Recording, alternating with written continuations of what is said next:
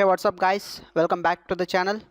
In this video I will be explaining about keywords and data types in Python.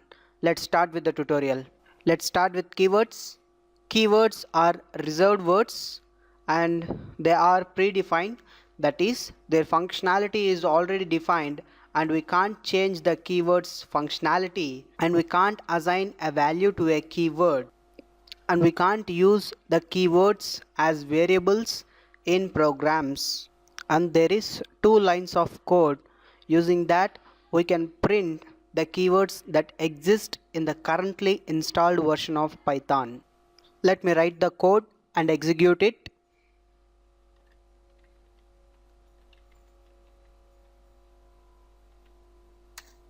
Here keyword is the predefined package that is already defined in Python.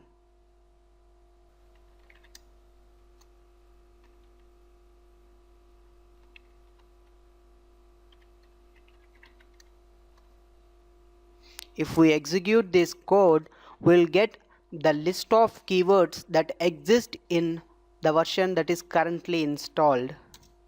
Please note that the keywords may slightly change from Python 2 and Python 3. So be cautious while using keywords in either versions of Python.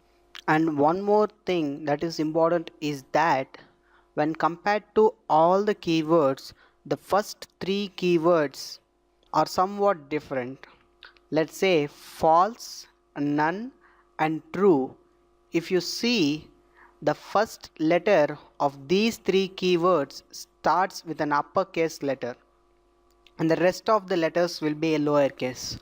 So be careful while using these three keywords in your program. As I said earlier, we can't use the keyword as a variable and assign a value. Let me show with an example. I'm taking the keyword false and I'm assigning a value. It may be any value. So it says that can't assign to a keyword. It means that we can't assign a value to a keyword to use it as a variable. Keep this point in mind. That's all about keywords. Let's move on to the next topic in this tutorial, that is data types. As the name itself specifies, the type of data that is used is referred to as data types. Let me show the list of data types that are majorly used in Python. These are the list of data types that are widely used in Python. The first one, numbers, which include either integer or float. The next one, strings, and the next one is list, followed by that tuples and set and dictionaries. Let's start with the first data type, that is numbers. It may be either integer or float.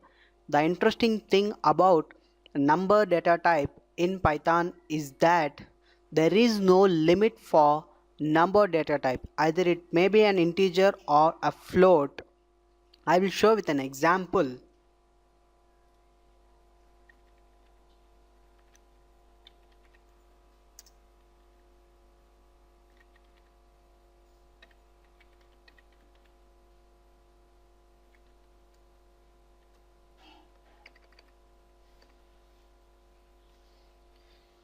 Here we are going to find the factorial of 20,000.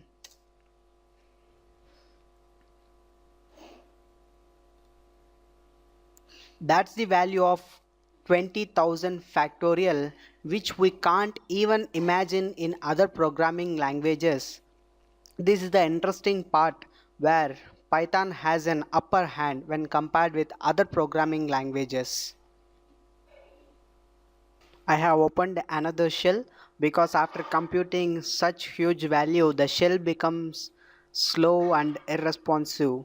I have opened a new shell again. One might ask a question that then what will be the limit of the data type?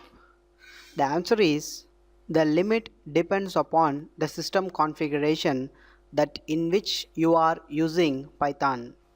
Let me show you a few examples on integer and float data types as part of number data types.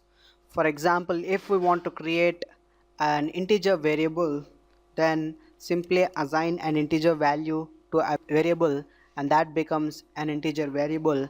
And if you want to check the type, you can use the function type to check the type of the variable, so it displays integer. And if you want to create another variable of type float, simply assign a floating point value to it and b becomes a floating value. If we check the type of b, then b is a float variable. In this manner, you can create integer and float variables as part of number data type. Let's move on to the next data type, which is strings. As I explained in earlier videos, strings are represented using a set of double quotes or single quotes. Let me show string data type with an example. Simply assign a variable with a string.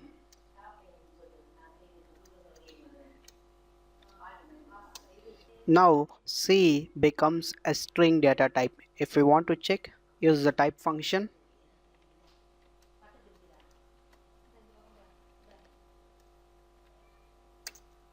So C is a string variable.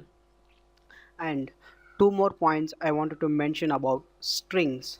That is, strings are immutable. That is, we can't change a string once it is defined.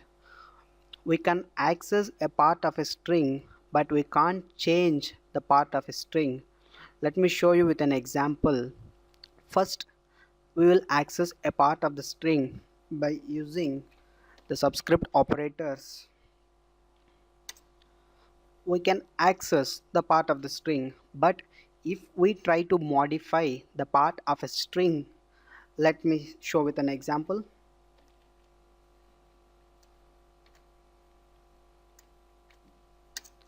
That we can't do, it throws an error. So strings are immutable, so we can't change the string once it is defined, but we can access the part of a string. So that's all for this video. The remaining data types I'm going to explain in subsequent videos. Thanks for watching the video. Get subscribed and I will continue in the next video.